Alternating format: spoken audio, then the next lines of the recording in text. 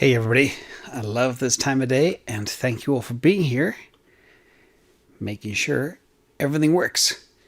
So today we're going to do a little bit of TA because traditionally I used to do TA Tuesdays and many of you are asking, say, where's TA Tuesdays gone? But there's also so much other good news to share. Where's TA Tuesdays gone? So I'm going to do a little bit of TA Tuesday and a little bit of news and bundle everything in together, as well as my new MicroStrategy price predictions, my Bitcoin price predictions, my new Bitcoin bell curve. Ton of stuff. Anyway, guaranteed to be the most action-packed 20 minutes of any crypto person out there. So let's jump in and talk about the market update now that everything is hopefully working. And go. So disclaimer, of course, none of this is investment advice. It's edutainment. Now, first of all, red day everywhere, but there's a couple of standouts, and guess what they are? Avalanche is up over 20%, and Luna, actually let's check Avalanche right now, because right before I started it was going bonkers. And let me just make sure I keep tabs. Yeah, Avalanche is up at nearly $60. The all-time high is $60, and it's up 26% today, or $12. So it is, again, crazy time to be alive. But Luna, Avalanche, I think Luna's up 4%. Avalanche up, just going out of control like crazy. And everybody wishes they had more bags. And everybody wants to buy in. But as you know, I don't chase. But it's hard to believe that Avalanche was only $10 a month ago. So in other news, and this is important as well for things like dollar debasement and Bitcoin. But the House, which is the US government House, they just approved another $3.5 trillion. $1 trillion will go to infrastructure, and another $2.5 trillion for the thick social blanket to give people benefits and forgive debts and other good stuff. So the money printing is just continuing at $3.5 trillion, like nothing. So good times, as I say. All roads lead to Bitcoin.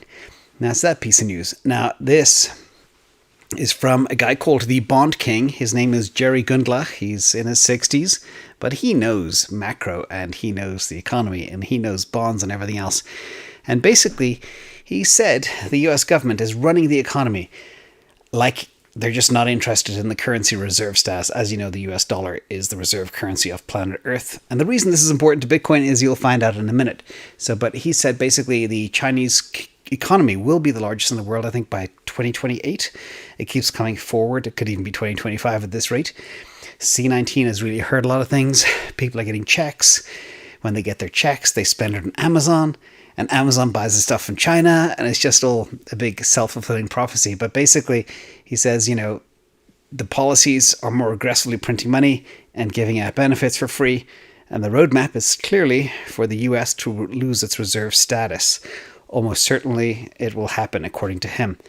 And he also expects a 25% slide in the US dollar. Now, this is stuff that we've been talking about for a long time, so it should come as no surprise, but it was very interesting to hear that. And this is why things like Bitcoin and crypto are so important, because they're not tied to the dollar. So let's jump a little bit further. Let's talk about more macro stuff. And again, trust me, this is all related to where we're going. But US home prices, and this is the same where I checked in on people in Canada, in Australia, in parts of Germany, in the United Kingdom. US home prices are absolutely exploding. Now, some of you may remember the 2008-2009 financial crisis and how it was caused by mortgage-backed securities. Well, look at this chart. This chart basically shows home prices are climbing faster than they did during the mortgage bubble 15 years ago. It's hard to believe it's 15 years ago, but it is. And are we in a bubble? Who knows? But again, everything goes back to the money printing. When there's so much money in the system, everything gets floated up. All the hard assets, all the stock market indexes, all the real estate. It's just amazing. Gold is still sinking, so that's very bizarre. Nobody can wrap their heads around that. Now, PlanB came out and he posted this, and he's talking about the fall of capitalism. Basically, the decline of capitalism, the extreme central bank money, quantitative easing and debasement, COVID, C19, I shouldn't say the C word, fascism, the emergence of Bitcoin as sound money are not unrelated. He says, history is repeating itself. So there's so many things that have happened in history that he's drawing parallels with what's actually happening right now. And it's kind of both interesting and terrifying all at the same time.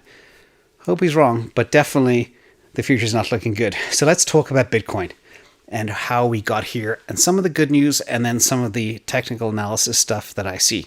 So first of all, this was very interesting from Ecoin Metrics. The good news is compared to February, the last time we ran up when Bitcoin was crossed $50,000 for the first time, the on-chain dynamic has changed. Now, this time in August, hitting 50,000, everything is in accumulation mode, and we weren't in accumulating mode as much back in February. So that's an extreme positive for us going forward. But let's talk about some of the price predictions. This came from Crypto Potato, and they believe that Bitcoin can reach 96,000 by December 2021 in their base case scenario, not bear case, base case. And basically their thesis is at 48K, which we are currently right now. It shouldn't be hard at all to double, especially considering the deep supply exhaustion that Bitcoin is in right now. And I keep talking about the lack of crypto on exchanges, but I'll talk a bit more about that in a minute. But here you see kind of what they refer to as their Elliott waves. There's wave 3, which I stuck on this little picture. So you guys remember wave 3 hitting the all-time high. Wave 4 was the 10 weeks of quietness that we had where the market tanked and then was flat. And then we have wave 5, which shows, the progression up to 96K. So the question is, can we get there? Now, when you look at the waves, of course, we notice a couple of things. The key floor in wave 4, that rhymes, was 28,800. And from then on, everything has been very, very bullish. So we'll see. But their bull case is much more aggressive. And here, again, same wave 3, same wave 4, but wave 5 is a lot steeper. And their bull case, they have at 178 to 190,000. And you'll notice as well that this goes until the end of the year, just until December. And I believe we'll have a longer cycle. I don't think December will be it. I think we're going to go into Q1, maybe even to Q2 as well as we go forward. But let's talk more about Elliot Fear, as I call it. So I created the Elliot wave, and I know all the hardcore TA people will go after me and saying, oh, that's slightly wrong or the line is off, but it doesn't matter. This is my interpretation of the initial Elliott wave up to a new all-time high. The 5 typical legs that took us up to 64,000. Now, the other thing I want to point out in this, and that's the first Elliott wave. Second is the flat part and the death cross, which is the sad face I put on there. And then the smiley face out into the future, where I believe we're going to have the golden cross in about a week to 10 days, depending on the trajectory of Bitcoin. But the key thing to note here as well is what's making a lot of people nervous is the second little Elliott wave. Technically, it's not hard to see a 5-step mini Elliott wave here on this chart on the right-hand side between the death cross and the golden cross. And that's making people nervous right now. And people think, oh, it's happening all over again. We're going to tank right back down to 28,800. But no, this is kind of what I do see. So what I did was I overlaid my Fibonacci retracements. And here, very clearly, there's a couple of things I want to point out. Number one, in defense of that retracement level from the Elliott wave, yes, it's possible. But I see us maybe going back to the 0.768 level, which is about 46,100. And then, worst case scenario, at the 0.618 level, it takes us exactly back to the 42,500 level, which is uncanny because that was the previous resistance, which I believe has gone into firm support. So for those that don't have anything, I think it is feasible over the next couple of days. We hit the 46,100 level and we should bounce right off of that. If things really go bad, we could go down to 42.5, but that's a 5% chance, maybe a 10% chance. I just see a little bit of weakness right now. I still see very little crypto on the exchanges and a lot of bullish indicators. And in fact, I wonder, are we going to pump? So we're at 48.2 when we started this. And normally all your good emotions help us. 48.173 when we started. And now we're already got up $200. So we'll see what happens. But that's where I see Bitcoin going. So just a little bit of TA refresher for you all, because I know you missed it. Now, what I'm also working on is, there was some conversations this morning. on Discord, and it was funny because I was actually working on this behind the scenes, and somebody mentioned when I answered a question, "Are you referring to Bullrun bell curve?" And I said yes. So this is what we're kind of working on. This is how I see things happening. Now, when I talk about where Bitcoin could go, it basically will follow a bell curve. I see us going down to a support. The new support now, as I just mentioned, is about $42,500, $42,600, which is where the bell curve ends on the left-hand side of this chart. And we go all the way up to the right, which could go as high as 250, 288K, which is a stock-to-float cross-asset model. And I have laid out where I believe we could go. So when we talk about Bitcoin going to 100,000, that is the expected case scenario based on my bell curve. But it could go to 108, which has a certain probability. And I'll be associating these probabilities as we go forward. But I want you all to realize, yes, it's possible, that at the end of the year or at the end of the bull run, which could be March, April, May, we could be lower or higher. But this is the range of values, which we'll be fine-tuning as we go forward. So stay tuned for that. It'll be exciting to see. And then it'll help you guys adjust all of your limit orders and exit plans and everything else based on my probabilities, which we'll bake out. Now, in addition, drainage reversal. This is a little bit concerning as well. And I will never paint things with a happy brush if I see negative signs. I will always tell you guys the dark truth. But this came from Will Clemente, and it's what I call drainage reversal. Basically, crypto was being drained from the exchanges. Now it's not. Crypto's going back on the exchanges, and this is the amount of Bitcoin that went back on the exchanges. So we had a complete drainage over the last 3 weeks, and over the last couple of days, quite a bit was dumped on. So we're monitoring this very carefully. If we start getting up to the 2,800 Bitcoin or 2.8 million Bitcoin on exchanges, that might be cause for concern, and that could drive us down to that level that I just mentioned, the 42.5. So you can see how it's all kind of related using these indicators. In addition, in balancing that out, which is kind of why I've been so confused over the last 24 hours, because I'm looking at all my favorite indicators, and I'm seeing huge positives and a couple of negatives that are nipping at my ankles, and it's bothering me. So I don't quite know where we're going to go, but this one is extremely bullish. And this comes from ARK Invest. And this is the number of short-term Bitcoin holders at an all-time low. Basically, what this means is there's a record 84% of all Bitcoin supply has not been moved in over 3 months, which is great. So that means just 16% is being traded, which is historically very small and very positive, which means people are hodling. They're buying to keep. They're not buying to sell. And there was another news story as well that said that no matter what happens, at least with American crypto investors, even if the world goes to hell, 37% said they're never selling. So talk about diamond hands. They have that too. So anyway, let's talk about some more good news. And this is part of the whole Bitcoin adoption and how basically Bitcoin could be the base layer for global Bitcoin payment network. So it's no longer in the future. Lightning is here, and it's grown. The Lightning network has grown 6x over the last 6 months. So it is literally, it doesn't really appear that way on the chart, but it's literally parabolic. So that's extremely positive news, and that will help things like El Salvador, which are going live in a few weeks, scale. And then we have Strike doing a bunch of good work too, and a whole bunch of other development efforts. And other good news as well, the hash rate for Bitcoin has doubled in 2 months. So again, this is all points to adoption, and a lot of people believe that price of Bitcoin follows the hash rate. So this graph shows the Bitcoin mining hash rate collapse during June of this year. It's kind of when China shut down the miners, and it hit a low of 52 gigahash per second, or 52 billion gigahash per second, or I can't remember the exact number. But since then, the indicator has been on path to basically triple. And now we're at 152 billion gigahash per second, which is absolutely huge. So again, we'll see what happens. Another very, very positive indicator. And let's talk about the elephant in the room. So a lot of people are asking, Solana, Avalanche, which is the fastest horse? Well, like everything in life, it's all about timing. So since April, Solana is still winning. It's up 300%, and Avalanche is up 86%. But if you go to the last month, It's mind-blowing what Avalanche has done. In fact, Avalanche now, from my math, is up about 440, 450% because it's just gone up in the last few minutes as well. And Solana is only up 162% over the last month.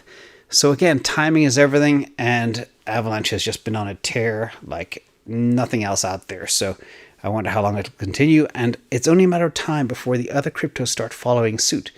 So the market will realize, okay, at some stage, Avalanche is going to get overpriced. And then they're going to start looking at, other cryptos like Polkadot and other names. So we'll see what happens. Now, in other news, you guys asked for a MicroStrategy update. I was waiting for his new coin deposit to happen. And here we are. So Michael Saylor, he has bought an additional 3,907 Bitcoins for 177 million in cash. Wouldn't it be nice to have that type of money? At an average of 45K per Bitcoin. So he also bought the dip. And remember, he can't move huge amounts of money without rattling prices. So it's very hard for them to actually get the dip, but not bad. And again, he doesn't really care what price he pays. He just wants to make sure he owns Bitcoin. So the question is, what does that mean?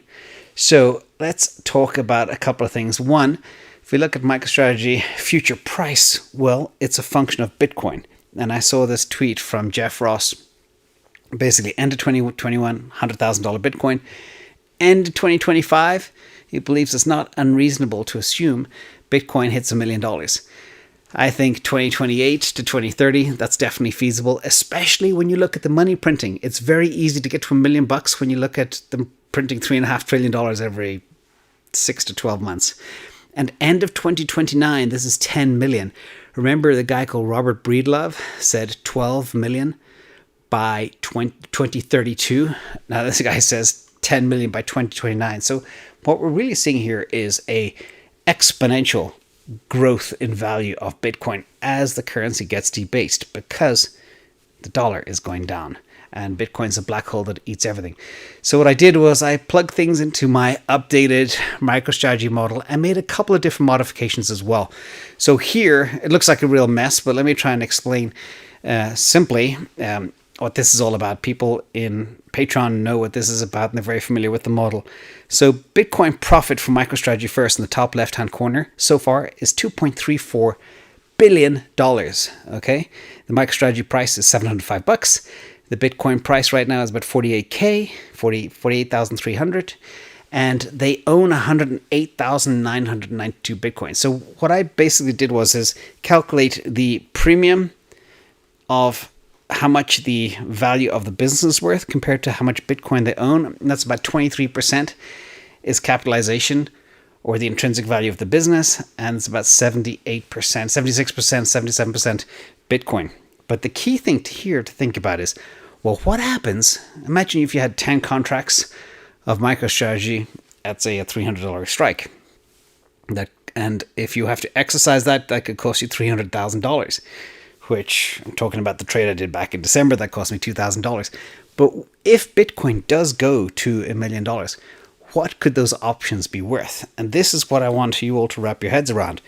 Because by my rough calculations, if Bitcoin goes to $1 million, the price of MicroStrategy will be somewhere between $11.3 and $11,300 and $14,000 per share. And what that means is there's two theoretical price roofs I have and a price floor based on the amount of shares in circulation today and the conversion, fully diluted number of shares based on the conversion of convertible notes they have in 2027. So this will basically give you an idea of where MicroStrategy could potentially go, assuming they don't buy any more Bitcoin. So that is kind of staggering. So basically, if you had 10 contracts in MicroStrategy and you exercise them and you hold on to the stock, and if Bitcoin goes to $1 million, you will have a position worth about $13 million worth of MicroStrategy. And that means it'll be about 43x from what it is today versus a 20x on the Bitcoin price going from, say, 50K to $1 million. So that is kind of a little bit of math as to why I've always been so bullish on MicroStrategy.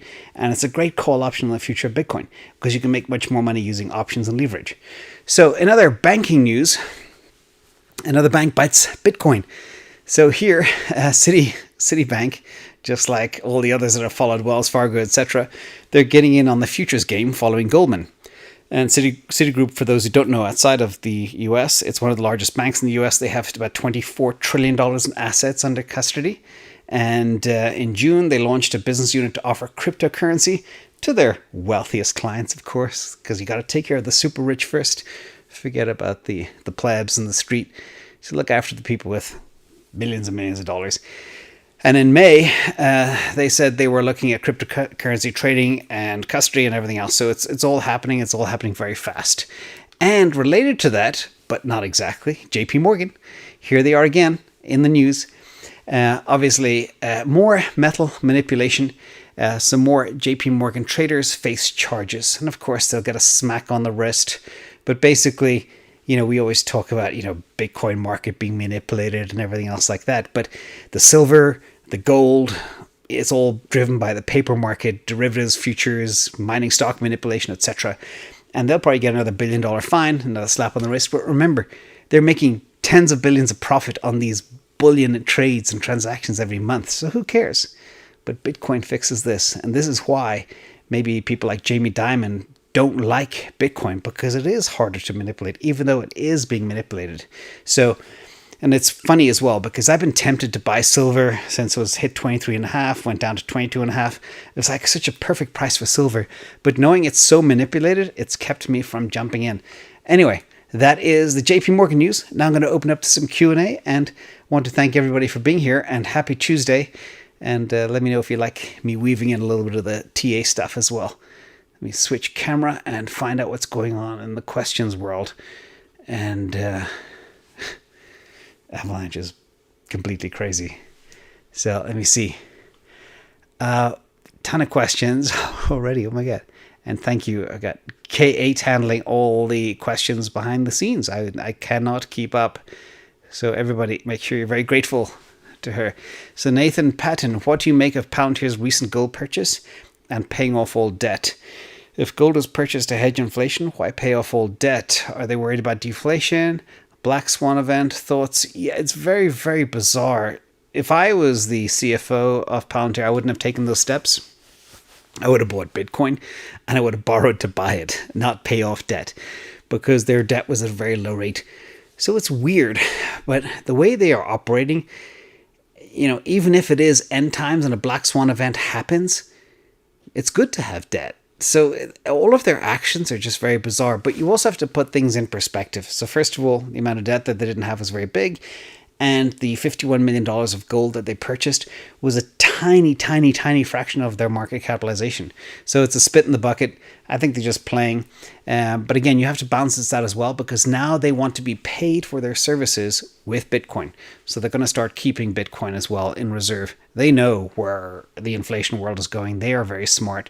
And they have their fingers on the pulse of everything that's happening around the world. So if anybody knows that a black swan event is coming, these guys do. So maybe it's just a 1% chance, but worth being prepared for yourselves as well, have those emergency supplies and contingency plans ready.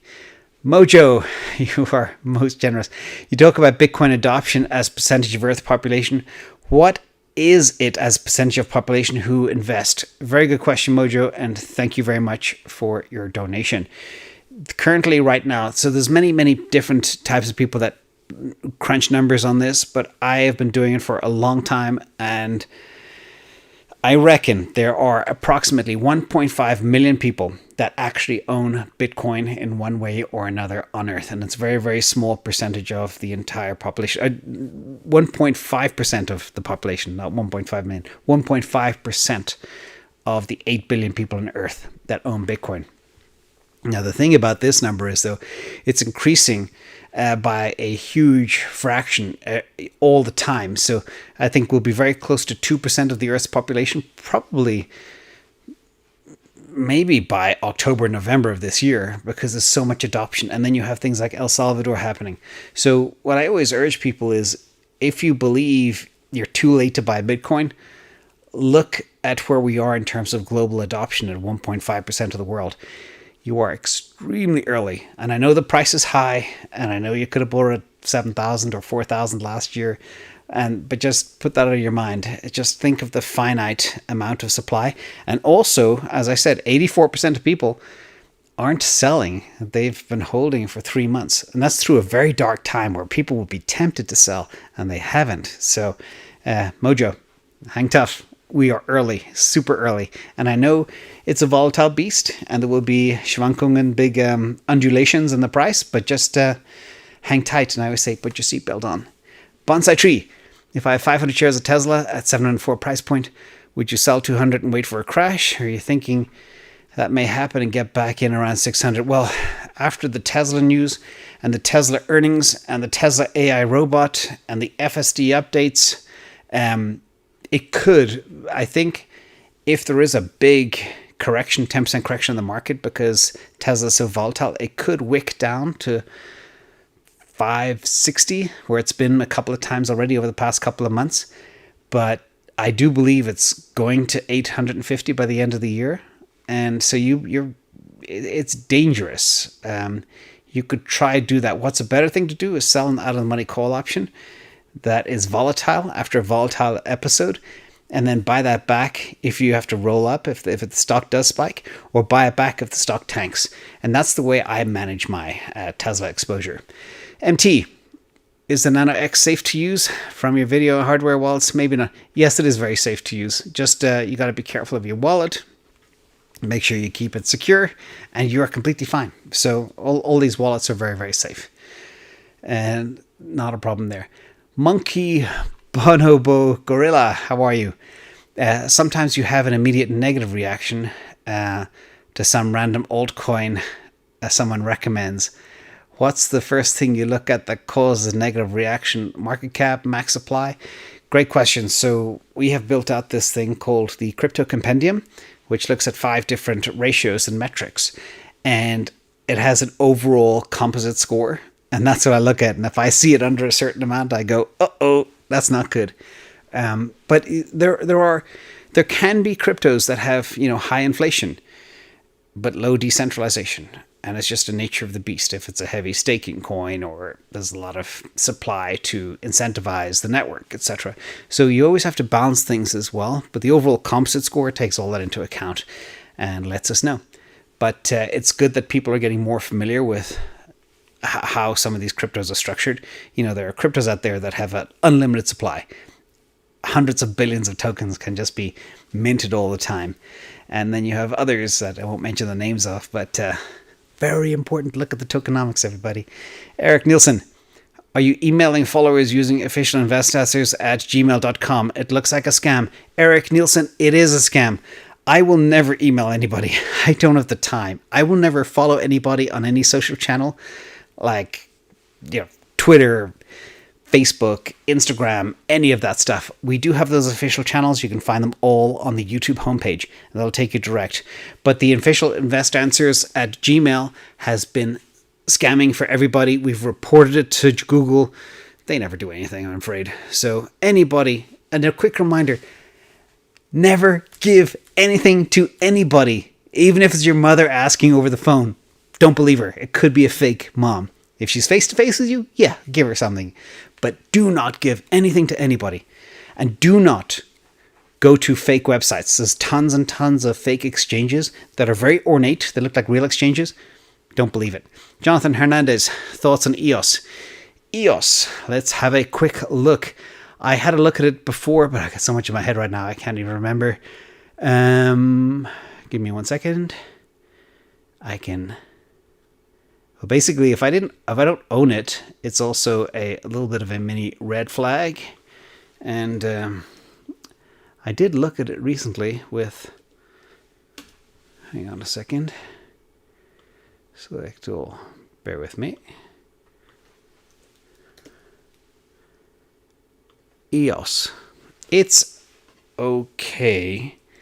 It's in the middle of the road. There's inflation is very good, but what we don't like is it's a very centralized project and a couple of other small matters. But it's not definitely not a bad thing to have, but it's something that we believe there's better places to place money. So I hope that is a brief answer to your question regarding EOS, Jonathan.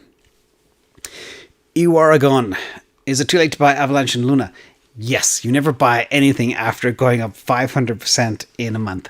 That's suicide, because the probability of it going up from there is a lot less. What you do is you wait for things to consolidate. So you saw things like Solana hitting 80, and then it takes a breather for 10 days, and it goes down to 70. Sometimes it wicks down to 66. And that's when you pounce. But you got to wait. This is where you use TA, you use Fibonacci retracement lines, and then you identify your buy-in place. This is where TA is extremely valuable and how you leverage to buy the dip. Steve Pat, sorry if you covered this already, but did you see a major pros and cons to countries adopting crypto in their economy? Yeah, it's nothing but goodness. So basically, inflation destroys wealth, it destroys economies, it destroys industry, it destroys manufacturing and businesses, kills everything, everybody. So it is the silent thief. But if people move to a stable monetary system like Bitcoin, there's nothing but goodness will happen. You're already seeing the average GDP per capita in El Salvador going up before they've even launched Bitcoin, because, it's just overall goodness. So yeah, that's my take on that. Cronus 6, how did Ergo fare in your crypto compendium? Let's have a look. Dun, dun, dun. Hang on a second. I'm going to hear live. That is not scored, I'm afraid. So if it's not scored, it means it's not on our radar. It means it hasn't been asked for before. So Kronos, deepest apologies. No score as yet, but everything here will be noted and we will check it out. In fact, I can asterisk it as for a follow-up right now as we speak. And that's how good we are. We listen to the audience. We do what you want. Pete Bishop, I'm concerned about an imminent stock market crash and wonder what your thoughts are.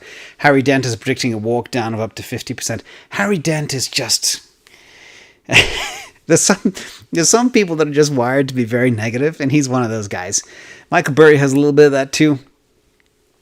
Pete, there will be a dip. I've been talking about it for quite a while.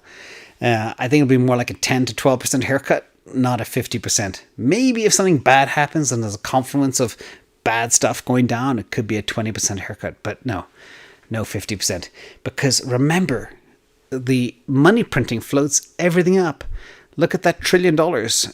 It's hard to imagine how much $1 trillion is, but that's now going into infrastructure projects in the United States. So all of the stocks that are related to infrastructure projects will rise, and then people will get salaries. And again, the only thing I have a concern about is the whole C-19 Delta situation. That could bring about lockdowns, as the weather turns, people go indoors, the rain comes in, the cold. That's going to be a scary time. But, the stock markets now can deal with C-19. So money floats all boats. That's my take. Out of shape, Rick. But I'm ready for a dip, and I'm hoping for a dip. I like dips. I love dips, actually. Out of shape, Rick. I'm sure you're totally in shape. In the 200K subscriber episode, you mentioned buying a property with 10% down. Is this for investment properties only or primary residence as well? If you have a relationship with a banker and you've got good collateral, good credit, they will do whatever you want, especially if it's a property in a fast-growing area. So, if you bought something in January of this year, it's up 17% already. So that's the situation now. That being said, the banks, some of them that do have some asset weakness, they are beginning to curtail their credit lending abilities right now. So as I always say, go to a credit union. I don't know if there's an equivalent. I don't know if you're in the US or outside, but a credit union or a boutique bank, somebody you've got a good relationship with. And I can't stress that enough, everybody out there. Build a relationship with a small boutique bank and let them get to know you over a decade plus, because then it really pays off. And then they become partners with you. Eddie T, I want to move money from an ETF into an individual stocks. I'm afraid of tax implications of withdrawing, though. Is there a way to minimize taxes? It depends where you are, Eddie, and your tax bracket, your state, if you're in the US. And if you have big capital gains on your ETF, I don't like ETFs. I don't like mutual funds. I'd rather just pick winners. You know, it's you look at Warren Buffett. Half of his portfolio is Apple. So you know, it's a good idea, but in terms of withdrawing, if you have the money in a 401k or an IRA, then you can do that easily without tax implications. But if it's otherwise, no, you can't. I'd value your thoughts on Phantom and Curve. Everybody's talking about Phantom and Curve. Let me have a quick look. Curve is okay. Let me see. Terrible inflation on the Curve DAO token. And Phantom is one that we are scoring as we speak. And Phantom is better than Curve. I can tell you that much for now, but I can't tell you more without doing a very deep dive. So, David, hope that helps. But Phantom definitely looks better than Curve at this stage, and we will be digging more into those. Yura Bio from Mexico. I sold my last value stock, Kroger, up 34%. Now I find myself with only 8 high growth stocks. I think I should add some value, Intel, maybe Oracle or Adobe, or just stick to high growth. What do you think? So I know Oracle and Adobe very well. I worked at both places, and I don't hold any of their stocks, and I used to have a lot. Intel, I think, is suffering. If you want to hold a semiconductor, you'd hold an AMD or an NVIDIA or something like that. I wouldn't hold Intel. What you could also look at is some of the industries that are going to benefit from this infrastructure bill too. People that make steel and concrete, they'll do well too. But I still think some of the cool biotech names that have huge growth potential.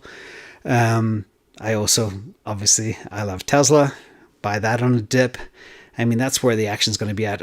Google, Shopify. I'm looking at the Google chart and the Shopify chart today. It's like, I'm getting vertigo. So hopefully those things will split soon. But that's what I would do. But buying, like if you look at the performance of Oracle, Adobe's done really, really well. But Oracle, no, definitely not. Jono, only have Bitcoin, ETH, Link, Solana, and Aave. Is that okay?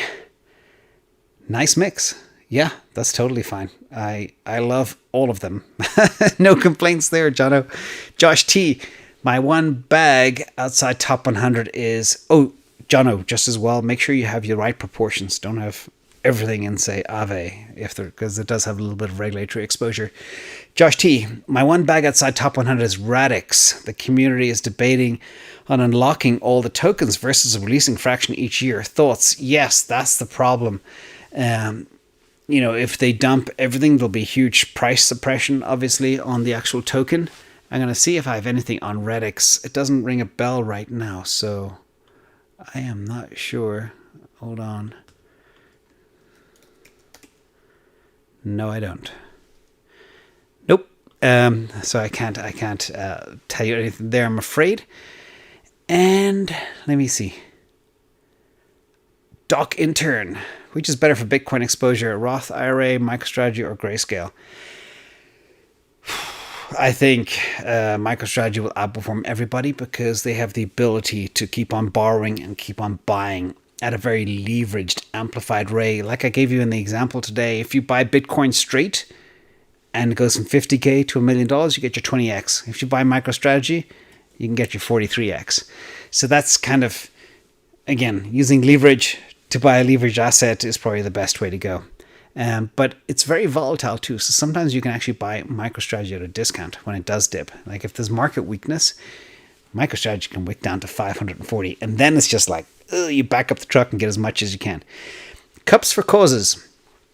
Any thoughts on how a friend could get BNB off Binance and sell to buy Bitcoin if they are in the US, other than Binance US? There was some problems with that, I'm afraid. Cups for causes. I shut down my Binance account about 2 or 3 months ago when I started seeing a lot of red flags and everything else, how they were behaving. And I was sad because the reason I opened the account in the first place was to buy BNB, because I wanted it as a proxy for the Coinbase IPO, which I knew would go crazy. So I bought Binance at 200 early this year, and again at 400. and I think it hit 500 there yesterday or today. So you're probably just better off selling it to a stablecoin and transferring the stablecoin and buying Bitcoin on another exchange with the stablecoin. That's probably the safest way. They might be very reluctant to let you, or they might even prevent you from taking your BNB off of the platform. And thanks for your donations as well. MT, Rodney Tuttle, you're so generous all the time. MS, Possible, Gem, Alpha. We will note that down, MS. Thrift Store Theater, you and Rob are my favorite crypto YouTubers. Thank you. BONDKING, from me and my 2 daughters, ages 4 and 6. They watch you too. Rerun, of course, it's late. That's awesome. Girls make amazing investors once they start early.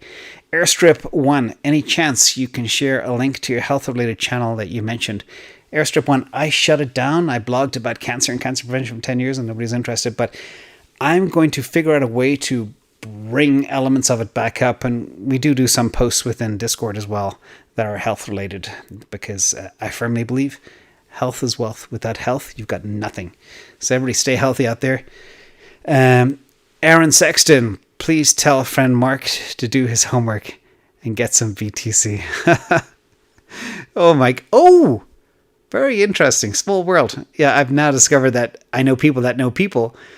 And anyway, it's getting out there. Soon I'll probably walk into a store one day and I'll say, oh, are you the guy from YouTube? That'd be fun. But I don't go out very much, so it's very hard to see me. Anyway, Haramba's Revenge. Thoughts on Wirex, OTC, and interbank rates. I have no idea, Haramba's Revenge, what Wirex is. But I'm going to take a note of it and see if I can dig something up and touch on it. Wirex Bitcoin.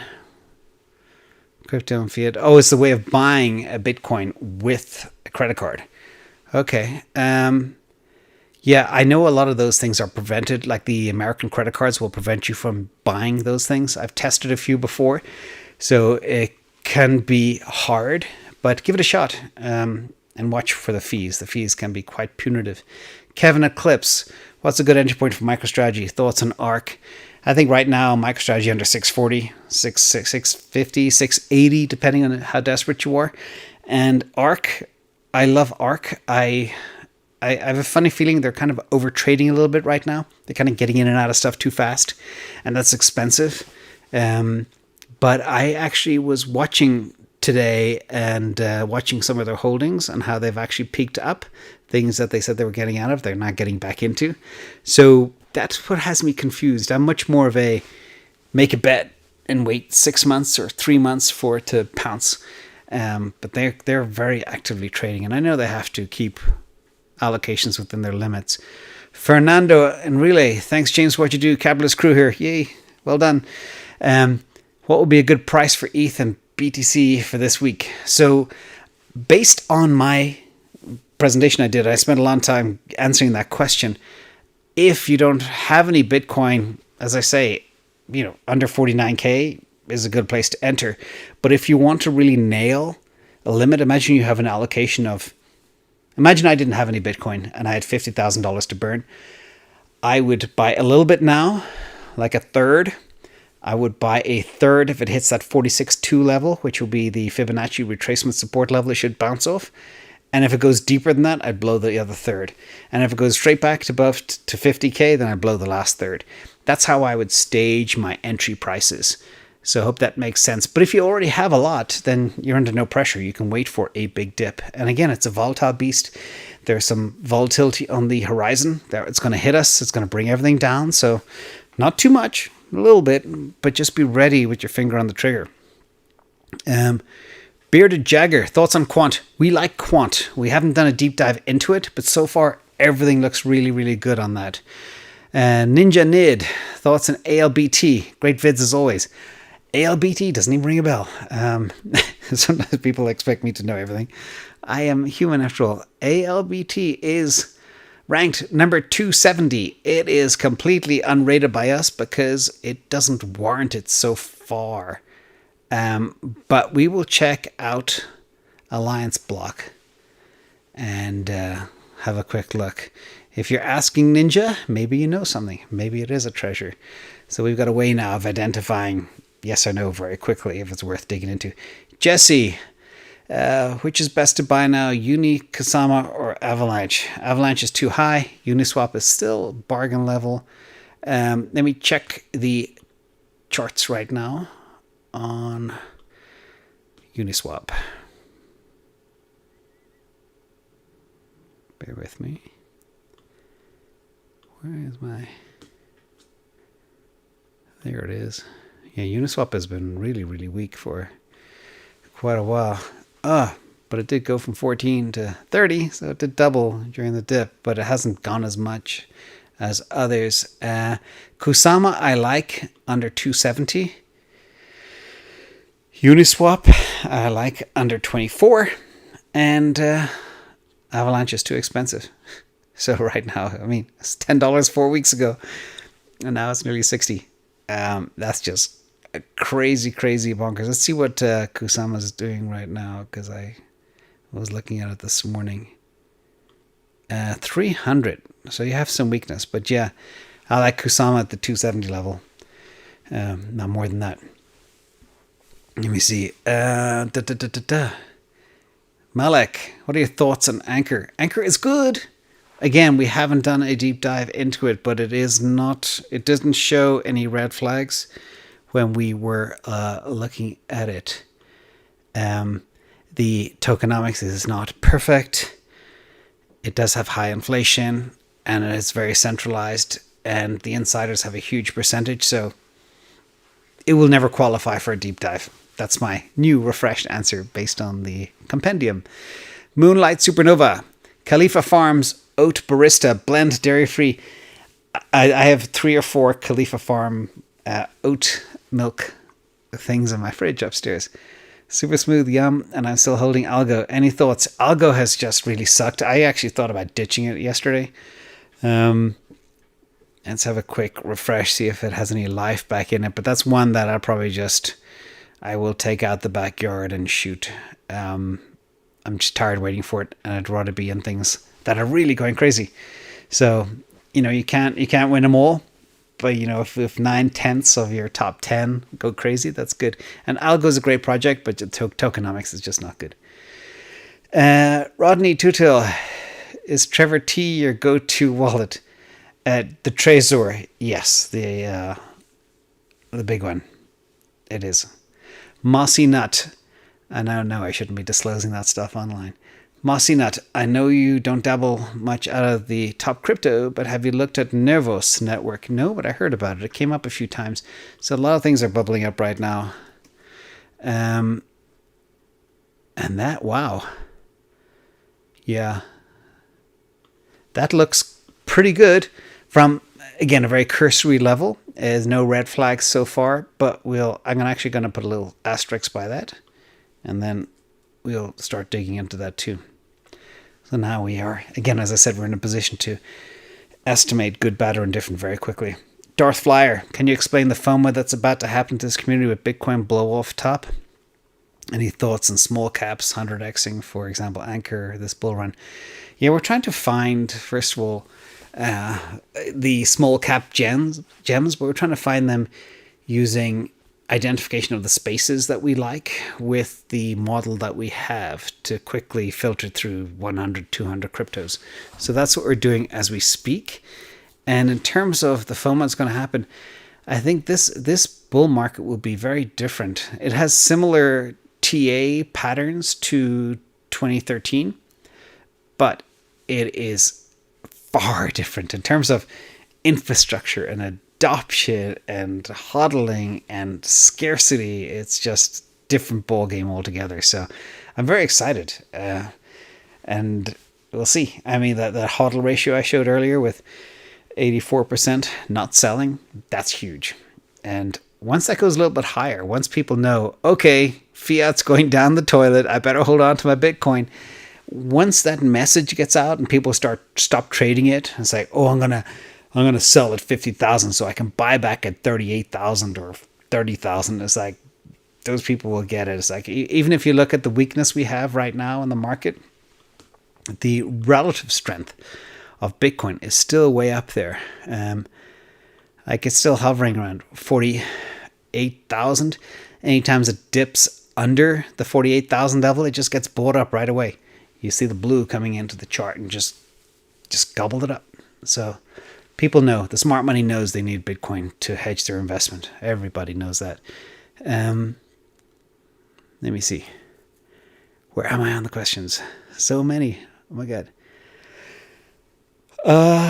Yeah, Carl M. Have you heard of VV NFT platform? And it's an OMI token. You don't care for the token, but the NFTs are very interesting, look promising to me.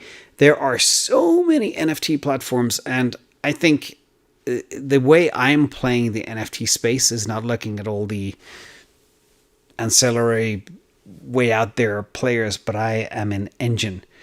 And that is my play, because I believe in their future. I believe they can take what they do and bring it to the real world as well, and do work with real estate. So I'm very bullish on Engine. But Carl, VV, I don't know. I'm going to have a quick look and see if I can see anything on it.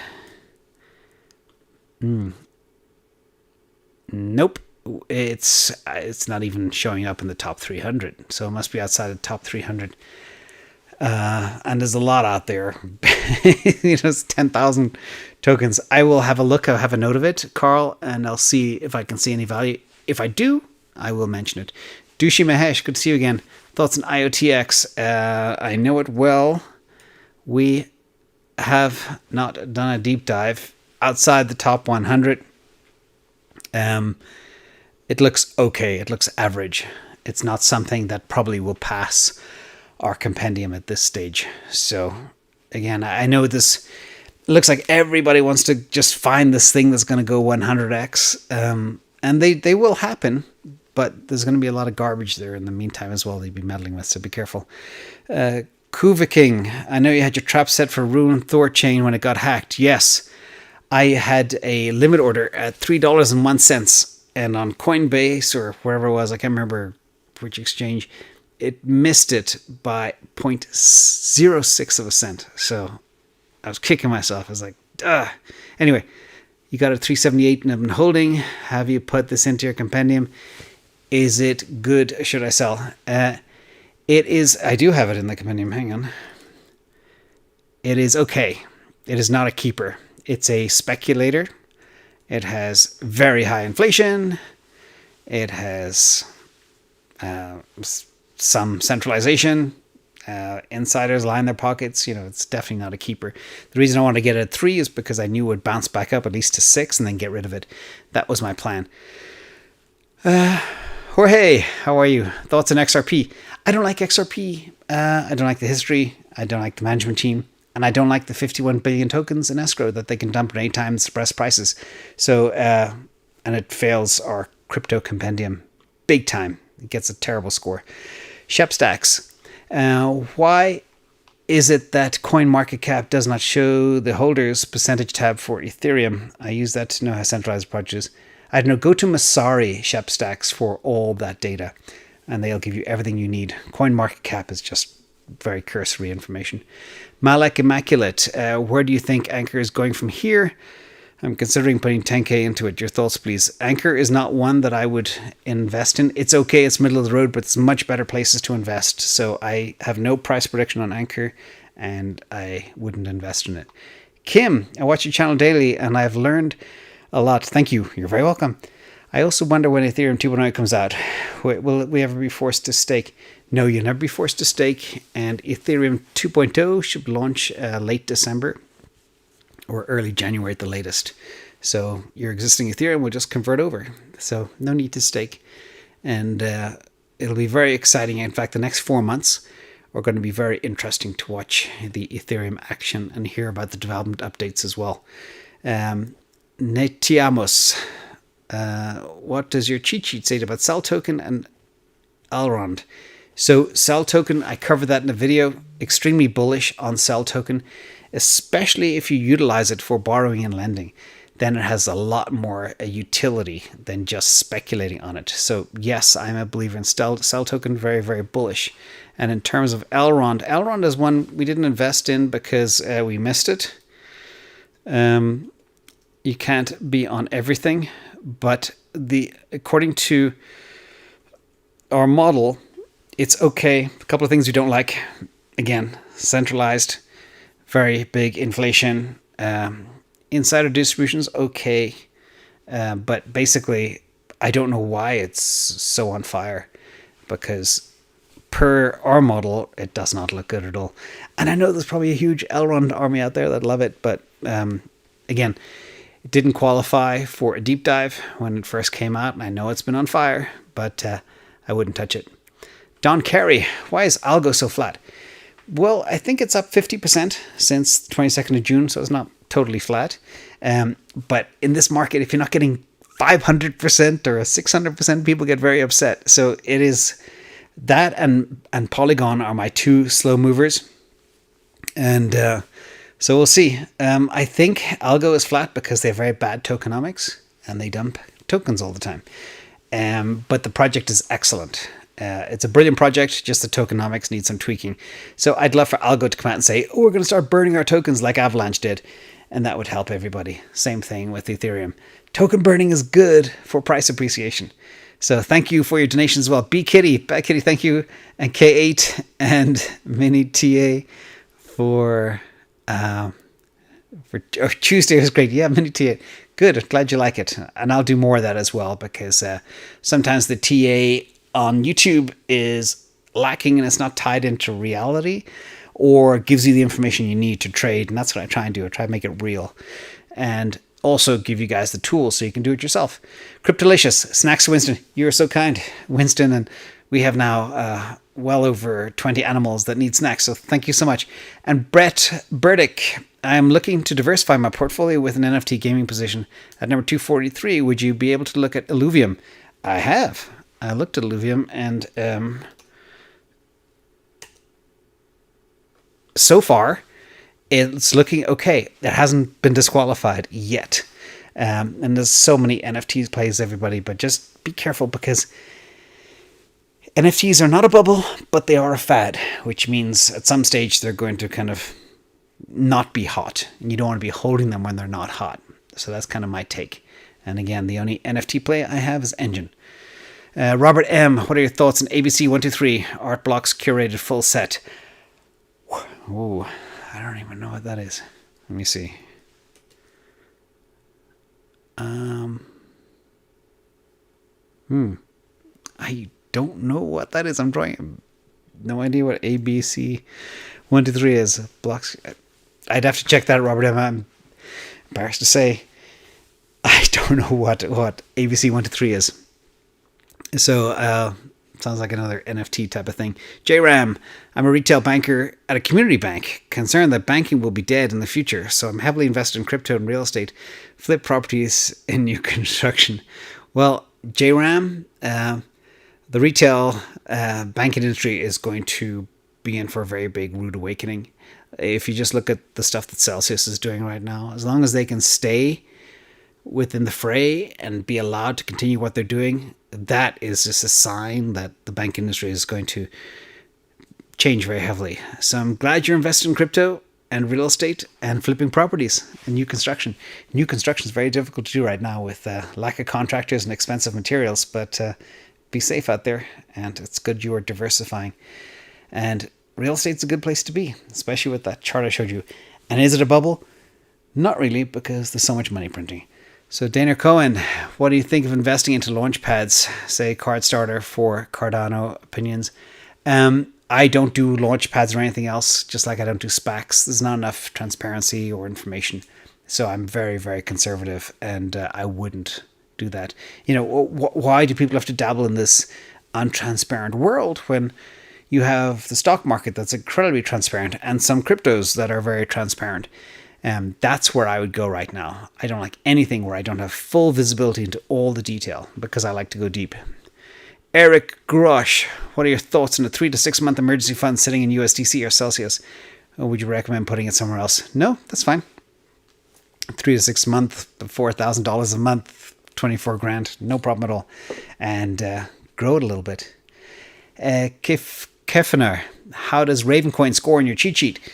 It didn't do that well. I think it was kind of middle of the road, and it did badly. Very badly. So it has a couple of red flags on it, that we don't like. Yeah. And a lot of people talk about that, as well as Serum and a few others. They all didn't score well. So sorry about that, Kifana. IROC 007, James Bond. Which is a better investment, Bitcoin or real estate? Bitcoin will far outperform real estate. So real estate, with these inflationary times, remember, you might think your real estate's going up by 15% per year, but that's just holding par with the debasement of the currency because of all the quantitative easing. So from that perspective, Bitcoin on average has gone up 200% per year over the last 11 years.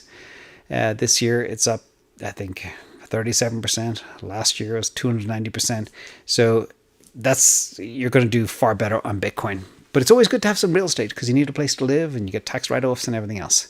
And thank you for your donation as well. Dragonfire, Alex Rogan, hoping for a capitalist spot in September 1st. Angry Lion, and Faith, Hope, Love, Crypto, and Tuna's on X-Toast. You're so kind, always, Mr. Tuna. And John Phelps. And that's it, everybody. Thank you for that. Have a great night. Somebody's controlling me and my time, and I'm allowed to do an hour, and then... So, big thank you, everybody. Be safe out there, and I'll see you tomorrow.